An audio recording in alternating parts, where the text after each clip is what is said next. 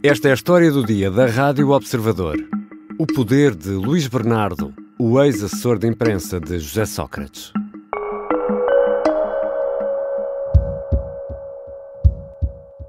Vamos em direto para São Bento, vai falar o Primeiro-Ministro, José Sócrates. Luís, vê lá como é que fico a olhar para os... Assim fica melhor ou fica melhor assim?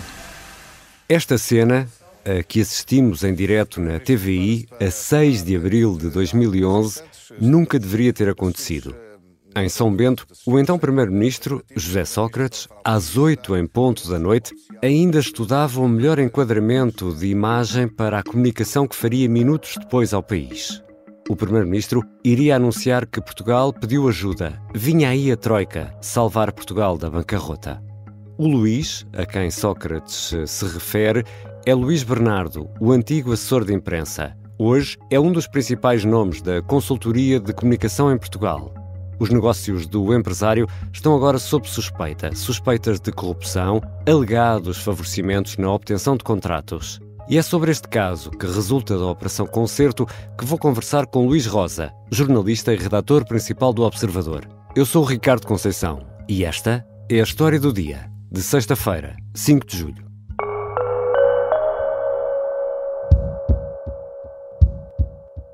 Bem-vindo, Luís. Olá, Ricardo.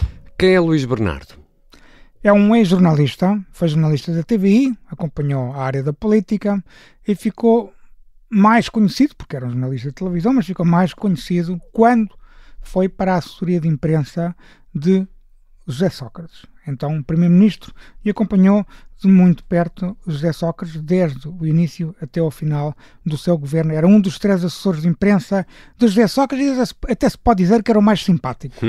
E depois de trabalhar com José Sócrates e também trabalhou com o Benfica, ele acaba por se transformar num dos grandes nomes das empresas de comunicação, de consultoria de comunicação em Portugal, e nós, jornalistas, conhecemos bem esse mundo das empresas de comunicação, mas o que te pedia, Luís Rosa, porque tu és ótimo a explicar, é que explicasses também aos nossos ouvintes que não estão tão familiarizados com este tipo de atividade. Afinal, o que é que fazem estas empresas de consultoria de comunicação? Bem, vamos começar por dizer que o trabalho é perfeitamente legítimo, ou seja, como é óbvio, fazem comunicação institucional, podem fazer comunicação empresarial ou até mesmo comunicação comercial, ou seja, são uma espécie de intermediários, muitas vezes, entre nós, jornalistas, e as instituições. Por exemplo, uma empresa pública, uma empresa privada, uma instituição, uma Câmara Municipal. Os governos não costumam ter assessores de imprensa nos próprios gabinetes governamentais que trabalham nesses gabinetes, não são contratados externamente, mas às vezes também os governos têm a ajuda de empresas de comunicação na designação de estratégias e de políticas de comunicação. E, portanto, o que é que estas empresas fazem? Em primeiro lugar, estabelecem planos de comunicação, estabelecem planos estratégicos para comunicar determinados objetivos que as instituições e as empresas tenham. Isso obviamente é perfeitamente legítimo. Fazem chegar informação aos órgãos de comunicação social, seja através de comunicados, seja através até de próprias informações em off the record. Enfim, planeiam e executam planos de comunicação institucionais e empresariais. E em Portugal temos várias e com grande dimensão, empregam muitas pessoas, há muitos ex-jornalistas a trabalhar nestas empresas. Se calhar até podemos aproveitar aqui para explicar que o Estatuto dos Jornalistas nos impede de fazer assessoria ou aconselhamento de comunicação, ou seja, há uma incompatibilidade que está prevista na lei. Por isso, quem vai trabalhar em comunicação tem de entregar a carteira profissional de jornalista. É assim que funciona em Portugal. E ao longo destes anos, desde que deixou o governo, Luís Bernardo tem conseguido angariar muitos e sonantes clientes em Portugal. É verdade, é uma empresa que tem crescido muito, não estou aqui a fazer nenhum juízo de valor sobre esse crescimento, eu sou capitalista, como tu sabes, sou a favor do dinamismo económico e, portanto, não faço nenhum juízo de valor sobre o crescimento por si próprio. Agora, é importante agora dizer uma coisa para complementar o que eu disse há pouco. Muitas vezes em Portugal, e como a atividade do lobbying não está regulada ainda, esperemos que venha a ser regulada em breve, porque o Governo quer voltar a pôr esse assunto na Assembleia da República para ser alvo de tratamento legislativo, mas até existir o lobbying, algumas dessas empresas de comunicação também atuam como lobistas, ou seja, também atuam como uma espécie de gestão de interesses, de centrais de gestão de interesses, em que não só gerem os interesses das suas próprias agências de comunicação, como podem gerir interesses políticos ou até mesmo interesses empresariais, fazendo muitas vezes trocas de favores. Isso acontece. Isto não quer dizer necessariamente que isso seja irregular, que seja crime, obviamente, não é isso que eu estou a dizer, mas isso acontece. A agência de Luís Bernardo começou a crescer muito, ganhou muita visibilidade por ter, por exemplo, a conta do Benfica, no tempo de Luís Filipe Vieira.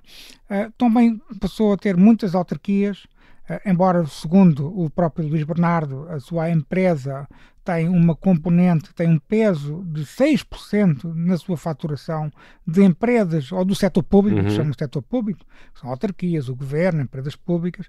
Ele diz que só tem 6%, a sua receita total, só 6% se deve a esse setor público, mas passou a ter também a gestão estratégica da CNN, por exemplo, em termos de política de comunicação.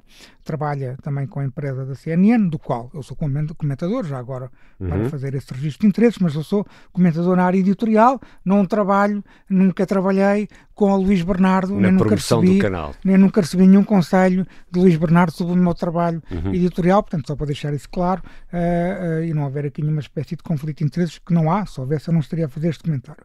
E, portanto, tudo isto para dizer que sim, a empresa cresceu muito, hoje, não sei dizer em termos de faturação, porque esses dados também não são públicos, mas em termos de perspectiva e de percepção geral, é uma das principais empresas de comunicação social no mercado nacional. Portanto, autarquias, clubes de futebol, comunicação social, enfim. E agora, o que é que aconteceu, Luís Rosa?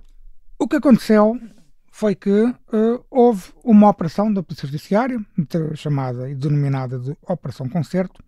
É uma operação que lançou 34 mandados, executou 34 mandados de busca e apreensão em empresas e autarquias. Em Lisboa, Oeiras, Mafra, Amadora, Alcácer do Sal, Origo, Porto Alegre, enfim, e outras, Sintra, Simbra.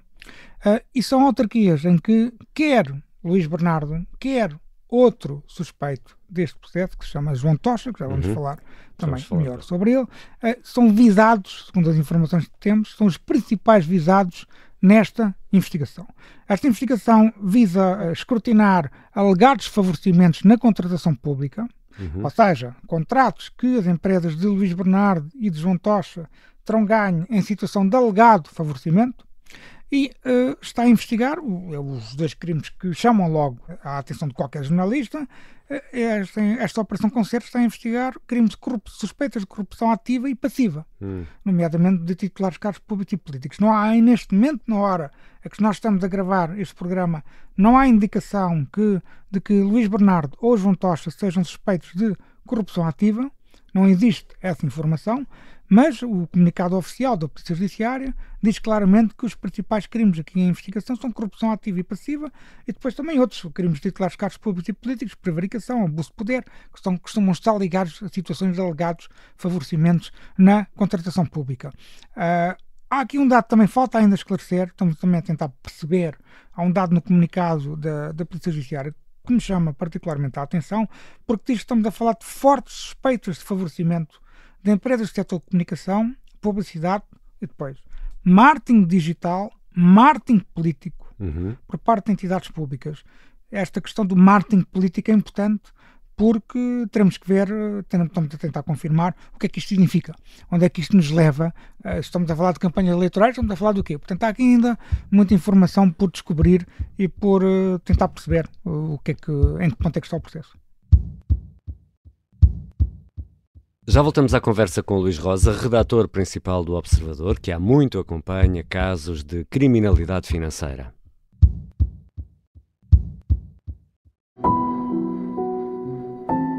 Esta é uma história de intrigas, segredos e traições.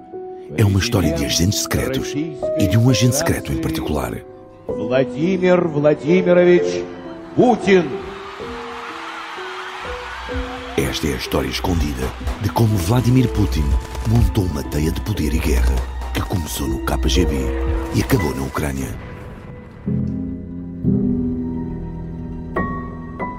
Um espião no Kremlin. É uma série para ouvir em 6 episódios e faz parte dos Podcast Plus do Observador. Estamos de regresso à conversa com Luís Rosa, jornalista, redator principal do Observador, é também o anfitrião do podcast Justiça Cega. Luís, e afinal quem é João Tocha, o outro nome neste caso? Bem, João Tocha nunca foi jornalista. Eu sempre conheci João Tocha como assessor de comunicação, como consultor de comunicação. Tocha, por acaso, é uma personagem com um percurso interessante. Ele começou, por exemplo, por especializar em campanhas políticas, trabalhava para uma empresa de comunicação e de marketing político do Porto. Conheci-o já precisamente há uns 20 anos, precisamente nesse contexto. Sabia-se que também costumava trabalhar em países africanos, por exemplo, em campanhas eleitorais. Recordo-me, por exemplo, que acho que trabalhou várias vezes com o MPLA, tem essa ideia, em Angola. Também trabalhou nas regiões autónomas, na Madeira, nos Açores. E, por exemplo, durante o governo de Sócrates, no qual Luís Bernardo era o assessor de imprensa do Primeiro-Ministro, João Tocha ganhou muito protagonismo, ganhando contas importantes, trabalhando com o governo, em algumas, nomeadamente na área das obras públicas. Costumava trabalhar, por exemplo, com a Secretária de Estado dos Transportes, Ana Paula Vitorino. Por exemplo, agora, recentemente, a propósito da questão da Santa Casa, Tocha trabalhava, por exemplo, com a provedora da Santa Casa da Misericórdia de Lisboa, a ex-ministra da Saúde. Ana Jorge, precisamente.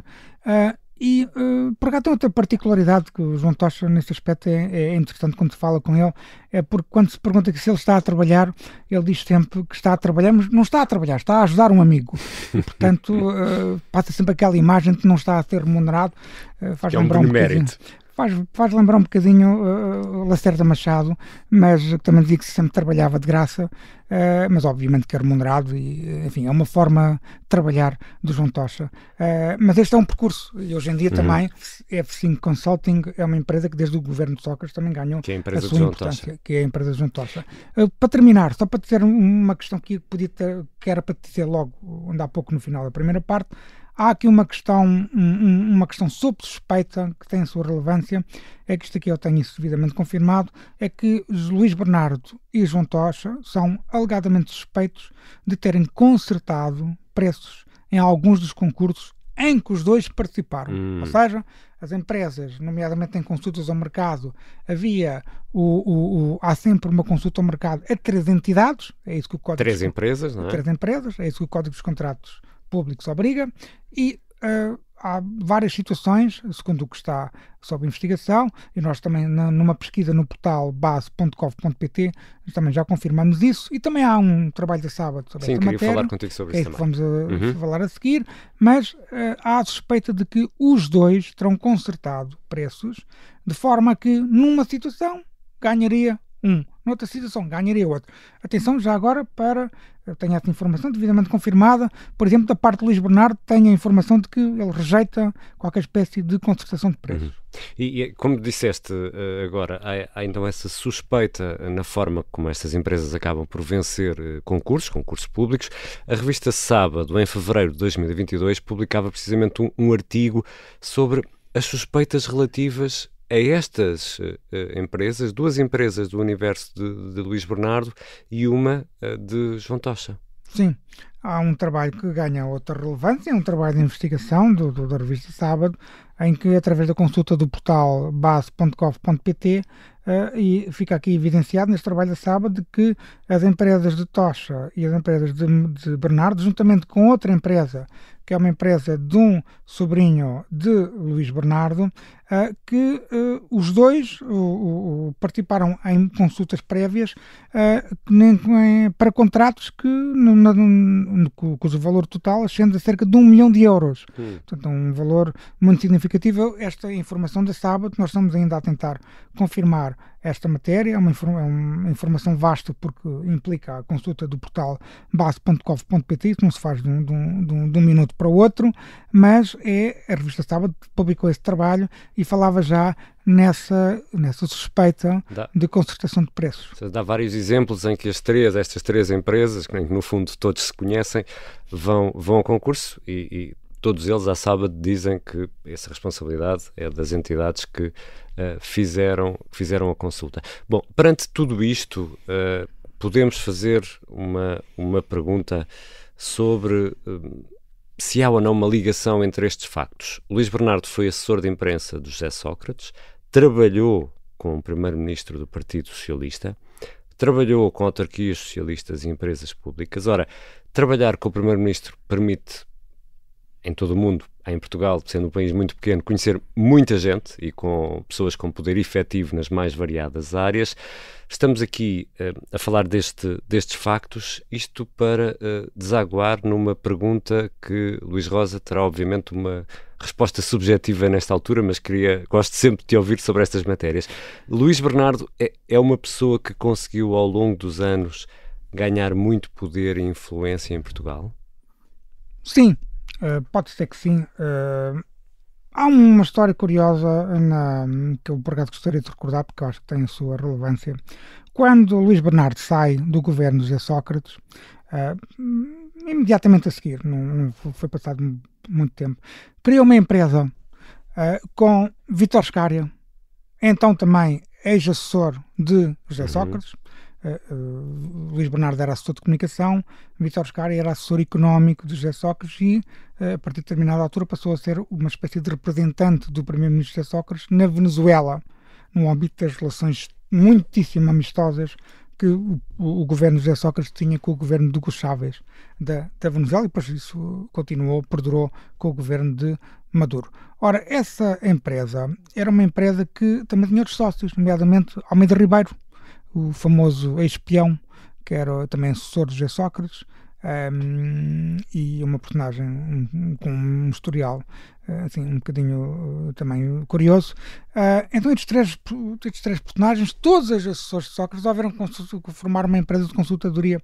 Era uma empresa que eu na altura já detectei nos autos da Operação Marquês, porque estava evidenciado nesses autos, e lembro-me de ter falado com o Luís Bernardo sobre isso.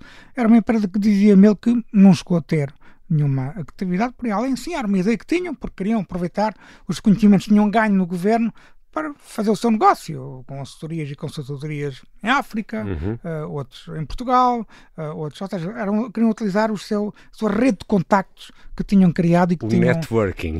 O networking que eles tinham criado enquanto ex-assessores do José Sócrates. É importante dizer que a lei das incompatibilidades só se aplica aos titulares de cargos políticos, aos ministros, aos secretários de Estado, não se aplicam aos assessores e aos consultores. Que podem transitar do setor público para o privado à vontade. Para o setor privado à vontade e podem, lá está, fazer o seu networking e depois quando vão para o setor privado aproveitam todo esse networking para gerir os seus negócios.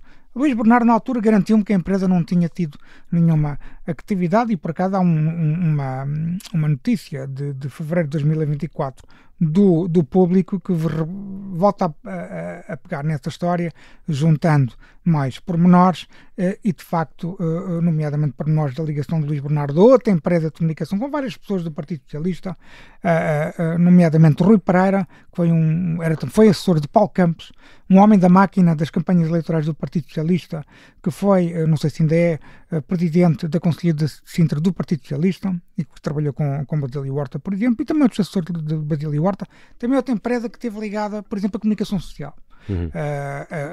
Empresas de marketing, mas também de comunicação social, nomeadamente com jornais regionais. Portanto, há aqui, de facto, uma tendência para empresas de comunicação com alguma ligação política e depois também a ligação à comunicação social. Obrigado, Luís. Obrigado, Ricardo.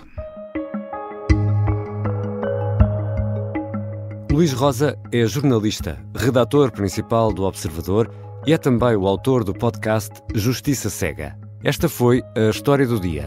A sonoplastia é do Diogo Casinha, a música do genérico do João Ribeiro. Eu sou o Ricardo Conceição. Bom fim de semana.